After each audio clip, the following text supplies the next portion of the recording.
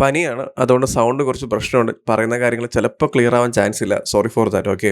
Smile എന്ന movie കണ്ടിട്ടുള്ളവർക്ക് അറിയാം, നമ്മൾ അധികം കാണാത്തൊരു പ്ലോട്ട് അല്ലെങ്കിൽ നമ്മൾ അധികം എക്സ്പ്ലോർ ചെയ്യാത്തൊരു പ്ലോട്ടിനെ വളരെ നൈസ് ആയിട്ടാണ് ആ ഒരു മൂവിയിൽ പ്രസന്റ് ചെയ്തിരിക്കുന്നത്. അതായത് ചിരിച്ചോണ്ട് കൊല്ലോ എന്നൊക്കെ പറയത്തില്ലേ, ആ ഒരു ഐറ്റത്തിനെ വളരെ നൈസ് ആയിട്ടാണ് ആ ഒരു എൻ്റയർ മൂവിയിൽ എക്സിക്യൂട്ട് ചെയ്ത് വെച്ചിരിക്കുന്നത്. സിനിമയുടെ സ്റ്റാർട്ടിംഗ് തൊട്ട് ആ ഒരു എൻഡ് വരെ വളരെ എൻഗേജിംഗ് ആയിട്ടാണ് ആ ഒരു മൂവി പ്രസന്റ് ചെയ്തിരിക്കുന്നത്. അതിന്റെ ഹൊറർ സീക്വൻസ് ആയാലും സ്റ്റോറി ടെല്ലിംഗ് ആയാലും ക്യാരക്ടേഴ്സ് ആയാലും അല്ലെങ്കിൽ ആ ഒരു മൂവിയുടെ എൻഡിങ് ആയാലും എല്ലാം അടിപൊളിയായിരുന്നു. അങ്ങനത്തെ ഒരു മൂവിയുടെ സീക്വലായിട്ട് വരുമ്പോൾ അത് ഈ ലെവലാണെന്ന് ഞാൻ ഒരിക്കലും പ്രതീക്ഷയില്ല. കാരണം അടിപൊളി മൂവിയാണ്, എനിക്ക് ഒരുപാട് ഇഷ്ടപ്പെട്ടു. നല്ല കിഡിലായിട്ടാണ് ഈ മൂവി പ്രസന്റ് ചെയ്ത് വെച്ചിരിക്കുന്നത്. ഇതിന്റെ സ്റ്റോറി ടെല്ലിംഗ് ആയാലും ക്യാരക്ടേഴ്സ് ആയാലും അല്ലെങ്കിൽ മേക്കിംഗ് ആയാലും എക്സിക്യൂഷൻ ആയാലും എല്ലാം അടിപൊളിയാണ്. നമ്മൾ സ്മൈൽ എന്ന മൂവിയിൽ എന്താണോ കണ്ട അതേ ഒരു സ്റ്റോറി ടെല്ലിംഗും അല്ലെങ്കിൽ അതേ ഒരു ടെംപ്ലേറ്റ് തന്നെയാണ് ഇവിടെ വരുമ്പോൾ അതേ രീതിയിലാണ് ആ ഒരു കാര്യം ഇവിടെ പ്രസന്റ് ചെയ്തിരിക്കുന്നത്. അതായത് സ്മൈൽ 2 വരുമ്പോൾ ഈ ഒരു മൂവിയുടെ സ്റ്റോറി എന്ന് പറയുന്നത് സ്മൈൽ 1 എവിടെ എൻഡ് ചെയ്തോ അതിന് ഒരു 6 ദിവസത്തിന് ശേഷമാണ് ഈ സ്റ്റോറി നടക്കുന്നത്. സോ അവിടെ നിന്ന് ആ ഒരു ക്യാരക്ടറിൽ തന്നെ ഈ ഒരു മൂവി സ്റ്റാർട്ട് ചെയ്ത് പോകുന്നുണ്ട്. ആ സ്റ്റാർട്ടിംഗ് തൊട്ട് ആ ഒരു എൻഡ് പോർഷൻ വരെ വേറെ ലെവൽ ഓഫ് എക്സ്പീരിയൻസ് ആയിരുന്നു. ഒരു രക്ഷയില്ലാത്ത രീതിയിലാണ് ഈ ഒരു മൂവി എക്സിക്യൂട്ട് ചെയ്ത് വെച്ചിരിക്കുന്നത്. ഈ ഒരു മൂവിലോട്ട് വരുമ്പോൾ ഇതിന്റെ ക്യാരക്ടർ എന്ന് പറയുന്നത് കുറച്ച് ഫേമസ് ആയിട്ടുള്ള ഒരാളാണ്. സോ അതുകൊണ്ട് തന്നെ ഈ ഒരു ക്യാരക്ടറിലോട്ട് ആ ഒരു സ്മൈൽ എന്ന ഒരു കാര്യം വരെയും പിന്നീട് അതിനെ കണക്ട് ചെയ്ത് പോകുന്ന കാര്യങ്ങളും അല്ലെങ്കിൽ ഈ ഒരു വേൾഡ് ഇപ്പം ഓൾറെഡി നമ്മൾ സ്മൈൽ 1 കണ്ട ഒരു വേൾഡും ആ സ്മൈൽ 1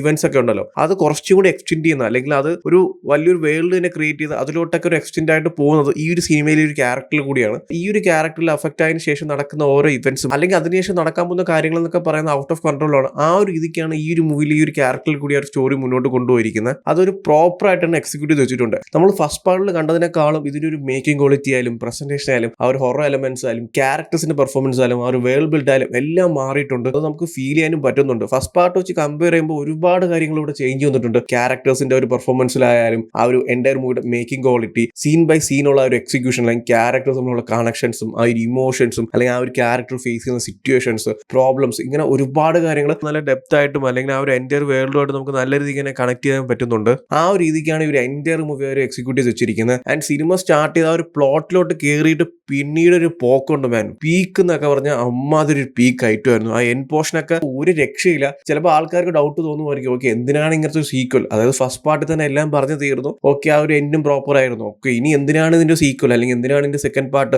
അതേ സ്റ്റോറി കണ്ടിന്യൂ ചെയ്ത് എങ്ങോട്ട് പോകാനും ചോദിച്ചാൽ അതിന്റെ ഒരു പ്രോപ്പർ ആൻസർ ഈ സെക്കൻഡ് പാർട്ടിൽ പറഞ്ഞു പോകുന്നുണ്ട്. അതായത് സെക്കൻഡ് പാർട്ടിന്റെ ഒരു ക്ലൈമാക്സ് അല്ലെങ്കിൽ ഈ ഒരു മൂവി എൻഡ് ചെയ്യുന്ന ഒരു പോർഷൻ എന്ന് പറയുന്നത് ഈ ഒരു കാര്യമൊന്നും ഇവിടെ കൊണ്ട് തീരാൻ പോകുന്നില്ല അല്ലെങ്കിൽ ഈ ഒരു കില്ലിങ്സ് ഒന്നും ഇവിടെ കൊണ്ട് സ്റ്റോപ്പ് ചെയ്യാൻ പോകുന്നില്ല. ആ രീതിക്കാണ് അവർ എൻഡ് ചെയ്തിരിക്കുന്നത്. അതായത് ഇത് കണക്ട് ചെയ്ത് ഈ ഒരു മൂവിയുടെ ഒരുപാട് പാർട്സ് അല്ലെങ്കിൽ ഒരു സ്മൈൽ ഫ്രാഞ്ചൈസിനെ സ്റ്റാർട്ട് ചെയ്യാൻ രീതിക്കാണ് ഈ ഒരു മൂവി അവർ എൻഡ് ചെയ്തിരിക്കുന്നത്. അത് ഒരു രക്ഷയില്ലാത്ത എൻഡിങ് ആയിരുന്നു. ഞാൻ ഒട്ടും പ്രതീക്ഷിച്ചില്ല. ഞാൻ വിചാരിച്ചു സിനിമ സ്റ്റാർട്ട് ചെയ്താൽ പോകുന്ന ഫ്ലോ ഫസ്റ്റ് പാർട്ട് പോലെ തന്നെയാണ്, ഓക്കെ ഞാൻ വിചാരിച്ചു അതുപോലത്തെ ഒരു എൻഡിങ് ആയിരിക്കും. പക്ഷെ ഇതിന്റെ ഒരു എൻഡിങ് മാൻ ഒരു രക്ഷയില്ലാത്ത എൻഡിങ് ആണ്. ഈ ഒരു എൻഡിങ് വെച്ച് അവർ കണ്ടിന്യൂ ആണെങ്കിൽ ഇവിടെ ഒന്നും അത് നിൽക്കത്തില്ല, ആ ലെവൽ അവർ കൊണ്ടുപോകും. ആൻഡ് ഈ ഒരു മൂവിയുടെ സ്റ്റോറി അല്ലെങ്കിൽ ഈ ഒരു മൂവിയുടെ ഫീൽ നമ്മളെ ഡ്രാഗ് ചെയ്ത് മുമ്പോട്ട് കൊണ്ടുപോകുന്നത് നവമി സ്കോട്ട് തന്നെയാണ്. പുള്ളിക്കാരുടെ പെർഫോമൻസ് ഒരു രക്ഷയില്ല. എല്ലാ ഇമോഷൻസും വളരെ കിഡിലായിട്ടാണ് ആ ഒരു ക്യാരക്ടറിലൂടെ അവർ പ്രസന്റ് ചെയ്തിരിക്കുന്നത്. അതായത് ആ ഒരു ക്യാരക്ടർ ഫേസ് ചെയ്യുന്ന പ്രോബ്ലം എന്താണ് അല്ലെങ്കിൽ നിൽക്കുന്ന സിറ്റുവേഷൻ എന്താണ് അല്ലെങ്കിൽ മെന്റലി ആ ഒരു ക്യാരക്ടർ ഭയങ്കര ഡൗൺ ആണ്. സോ അങ്ങനത്തെ ഒരുപാട് കാര്യങ്ങൾ നമ്മൾ നല്ല അടിപൊളിയായിട്ടാണ് ആ ഒരു ക്യാരക്ടറിലൂടെ അവർ കണക്ട് ചെയ്ത് തരുന്നുണ്ട്. അതായത് ഒരു പോയിന്റ് കഴിയുമ്പോൾ നമുക്ക് ഫീൽ ചെയ്യാൻ പറ്റും ഒരുപാട് കാര്യങ്ങൾ, ആ ഒരു ക്യാരക്ടർ ഫീൽ ചെയ്യുന്നതും അല്ലെങ്കിൽ ക്യാരക്ടർ കടന്നു പോകുന്ന കാര്യങ്ങളൊക്കെ നമുക്ക് അതുപോലെ ഫീൽ ചെയ്യാൻ പറ്റുന്നുണ്ട്. അത്ര അടിപൊളിയായിട്ടാണ് നവമി സ്കോട്ട് ഈ ഒരു ക്യാരക്ടറിനെ പ്രസന്റ് ചെയ്തിരിക്കുന്നത്. സിനിമ ത്രൂ ഔട്ട് ആ ഒരു ക്യാരക്ടർ തന്നെയാണ് നമ്മൾ മുന്നോട്ട് കൊണ്ടുപോകുന്നത്. ആൻഡ് ഞാൻ പറഞ്ഞായിരുന്നു ഫസ്റ്റ് പാർട്ടിനെ വെച്ച് കമ്പയർ ചെയ്യുമ്പോൾ ഒരുപാട് കാര്യങ്ങൾ കുറച്ചുകൂടി വൈഡറായിട്ട് ഒരു ഫീൽ ചെയ്തിട്ടുണ്ട്. അതിന്റെ ഒരു എക്സാമ്പിൾ ആയിട്ട് പറയുകയാണെങ്കിൽ ഈ കൂടെ ഹോണ്ടഡ് ആയിട്ടുള്ള കുറച്ച് സീക്വൻസ് ഉണ്ട്. ഓഫ്കോഴ്സ് നിങ്ങൾക്ക് എല്ലാം അറിയാം, സ്മൈൽ ആണ് ഇതിന്റെ മെയിൻ തീം.